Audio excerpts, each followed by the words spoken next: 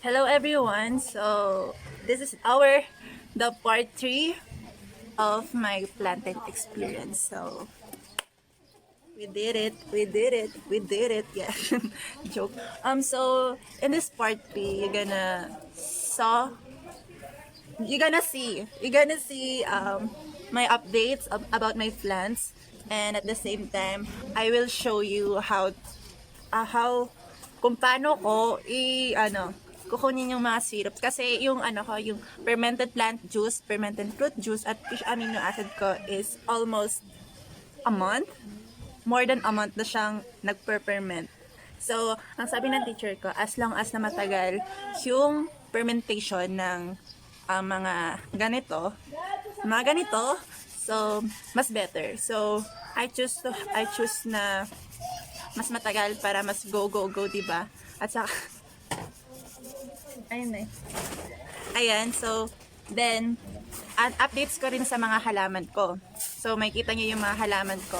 Well, yung iba kasi, pinamigay ko. Pinamigay ko yung iba kong halaman. Katulad nung kalamansi ko, yung dalandan, tapos yung iba pang pasobra na kamatis at saka sili. Tapos yung mustasa na rin pala. So, kasi, may mga tao kasing, nanghihingi ng halaman ko. Well, sobra-sobra naman yung halaman ko at saka wala din akong space para sa kanila. So, ano na lang, magpaubaya tayo sa iba, diba? Share your blessing. Share your what you got. Like that. So, yan. Tapos yung then yung rason ko kung bakit ko pinamigay yung halaman ko na kalamansi at saka nung dalanday ko. Kasi dito sa place ko, wala akong place ng malaking lupa. Wala akong place para lagyan ng malaking lupa dito. So, binigay ko siya dun sa tita ko, which is meron siyang lupa, dun yung itatanim. Well, sa tingin ko naman mas mag-grow siya dun. So, kaya pinili ko na lang ibigay. So, well, sabi ko naman na kung pwede ko na lang i-document na ganyan. So, ayun, pwede naman daw. So, ayun nga. So, makikita nyo rin, pinagsama ko rin pala yung composting ko. Tapos yung composting ko kasi, 3 months ko na siyang nabubulok, nagdi-decay, nagko-compost. Yeah, 3 months na siya. So, I think okay na siya. Kasi yung texture niya okay naman. Medyo moist, hindi naman siya sobrang moist. So, ang ginawa ko sa composting ko, hinalo ko siya. Kumuha ko ng lupa sa isang bakanting lote dito. Tapos, hinalo ko yung lupa, kunyari, parang siya, pares lang siya ng ratio dun sa kinompose ko tapos yung lupa ko. For example, 1 kilo of soil tapos 1 kilo of compost ko. Yun, pinagsama ko sila. Yun. Tapos, i-transplant ko yung kamatis ko. Tapos, yung sili ko. Yun, transplant ko sila sa malaking pot. Tapos, yung lupa na nandun, yung pinagsama kong compost. Tapos, yung soil. So, ayun.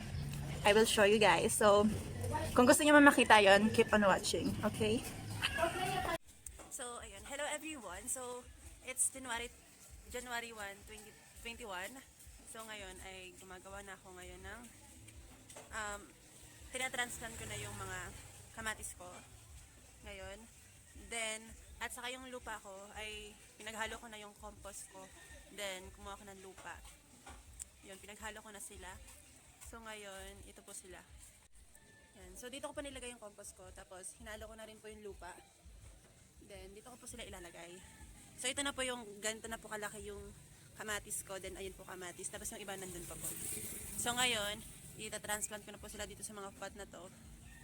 Yun lang. So, ayun guys, so nakita nyo naman yung compost ko, then yung soil na pinagsama ko na. So, in this section, I will describe and I will share to you kung ano yung na-feel ko doon in that moment. So yung yung compost ko, wala siyang amoy. Wala siyang amoy, totally none. Then, yung soil ko, medyo medyo may dumi ata ng hayop ata ganun. I think, kasi medyo siyang mabaho. So, I think okay naman yun. Then, yun. So, pinag-mix ko siya. Sakto na may mixture niya. Hindi siya sobrang moist. Tapos, para siyang mabuhaghag medyo. Ganun yung texture niya. So, ayun. Then, yung compost ko, yun yung ginawa kong soil dun sa mga paso. Di ba nakita nyo naman yung paso ko, ang kukulay. So, yeah, colorful. Yeah, tapos yun. So, mga nilagay ko lang doon kamatis ko, yung sili ko, yun. Para, kasi mas mag-grow sila ng malago if malaki space nilang soil. Then, doon sila magkakalat yung ugat. So, ayun lang. So, yeah. Hello guys. So, ito na yung mga halaman ko. This is January 28, 2020. So, ito na sila. Ito na yung tomato ko. Nilipat ko na rin sila dyan. So, ngayon, i-harvest ko itong mustasa ko kasi ilalagay ko sila sa igigisang corn beef. So, kuha-kuha lang tayo dito. 1. Kuha ka mo, ganito mabilis. Ito, dito. Upo ka. Mama to. Ang guys. Haka mo. Ang guys. Huwag mo pipindutin na. Ang guys. Ganyan mo lang. Ang guys, nandito tayo sa kanila. Unggoy.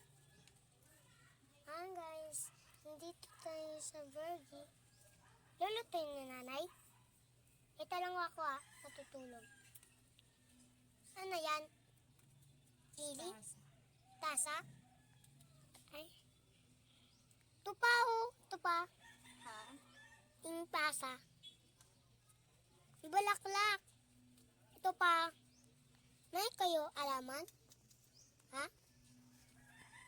Tasa? Andrew? Look at this. So, itong mga mustasa na to, ilalagay ko sila sa ginisang corn beef. So, ayan. Kakain tayo. So, diba, hindi ko na kailangan Isang bumili sa palengke kasi kailangan ko nandito na sa bahay. At saka ito, fresh na fresh. Diba? So, yung iba, stay put lang dyan. Kasi gusto ko kasing corn beef ko may may mga gulay-gulay na Chinese, ganyan. ano yan? Healthy. Yeah. Later na yan. So, ayun na. So, ito lang, ganito lang kaunti yung So, ito na yung mustasa ko, guys. Nagigisa ako ng babong. So, yeah. Mamaya papakita ko sa inyo yung finished product. Okay, wait lang. So, ayan na po yung corn beef na may mustasa natin. Ayan. So, ayun guys. At ngayon is January 31. So, ngayon is January 31 at kukunin ko na yung katas nung fermented plant juice, fermented fruit juice, at fish amino acid natin. So, ang tagal na. So, almost 2 months na ata siya. Kasi, tinatamad talaga akong, gumalaw-galaw. Ewan ko. Procrastination yun. Ayun, nagpo-procrastinate ako palagi. So, ngayon, nandito ako maghanap ako na lalagyan ko para sa mga syrup. Ayan. So, ating ito pwede. Yan. Tapos, ito kaya.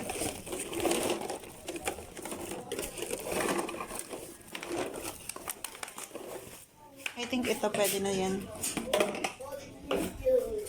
Ayan. Ano lang. Gusto ko maliliit lang. Unti lang ko na.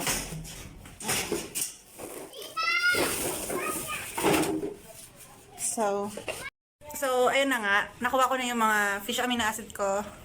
Lahat yon. So, natatakot akong buksan sila. Actually, kasi baka sobrang baho. Kasi di ba pinabulok.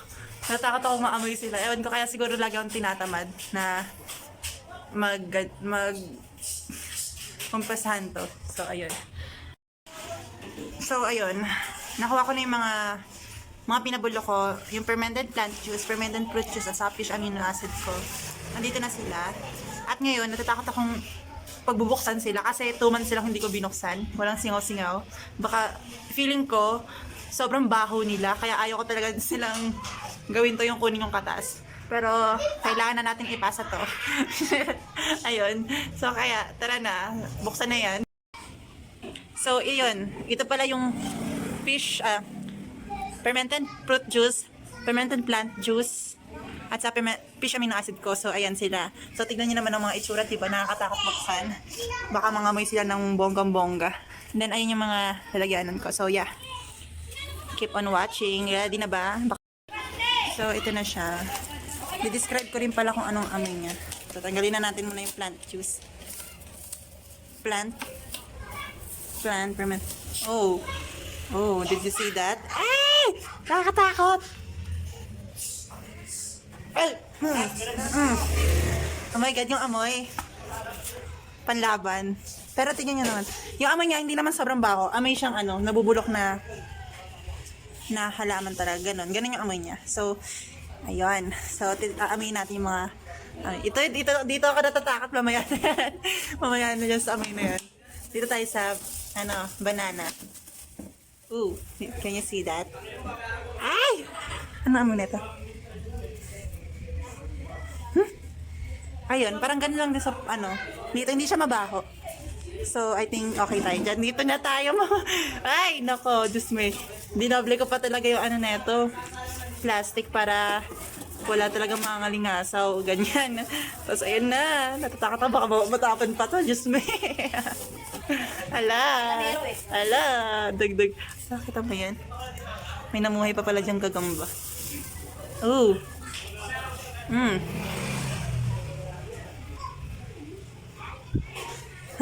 Hindi ko maamoy. Ay, ang baho. Ang baho. Pero yung baho niya, okay lang. Pero, mabaho. Ba't yan? Yuck. Ew. Iniisip ko paano ko kakatasan to. Hala ka. Paano to? Diyos me. Hindi ko alam kung saan ko yung pisahan. Sige, game. Huwag ko muna ang videoan. Basta yung, kapag nakuha ko na yung katas, kasi walang magbibideo sa akin kung paano ko kunin to. Sige na lang. See you next time. Oh, finally. So, ayun. Nakuha ko na yung mga katas. Sabay yung mga ano ba to, yung mga prutas, yung saging at saka yung halaman, tapos yung hasang, tinapon ko na. So, dinispose ko na sila. Tapos kinuha ko na yung hasang, yung katas. So, ito na sila. So, ito yung katas nung plant juice. So, ito na yung fermented plant juice. Ito na talaga siya. So, yes. And this is the fermented fruit juice. Ito, napaka-concentrated niya. So, ito medyo, ito napaka-liquid. Ayan o. You see. And ito yung pinakamatindi. Yung pinakamabaho sa lahat. So, yeah, nababahuan talaga ako sa kanila. Tapos yung nanay ko, sabi sa akin, doon na daw ako sa payatas nila. Kasi kung kababuyan doon yung pinagagawa ko dito. Sabi ko nga, project nga to. So, yan. So, ayan sila. So, later, ang mangyayari dyan, isang kutsarang tubig, tapos isang gantong mga fertilizer natin, yung mga fermented neto. Tapos ilalagay siya sa isang litrong tubig. Tapos yun yung pandidilig niya sa halaman, no? So, ayun. So, after 2 months, nakagawa ka ng sarili mong pataba. So, ayan. Fermented plant juice, fermented fruit juice, at fish amino acid. So, ayun lang. Ganun lang siya kasimple. Pero napakaba. Sige, bye-bye.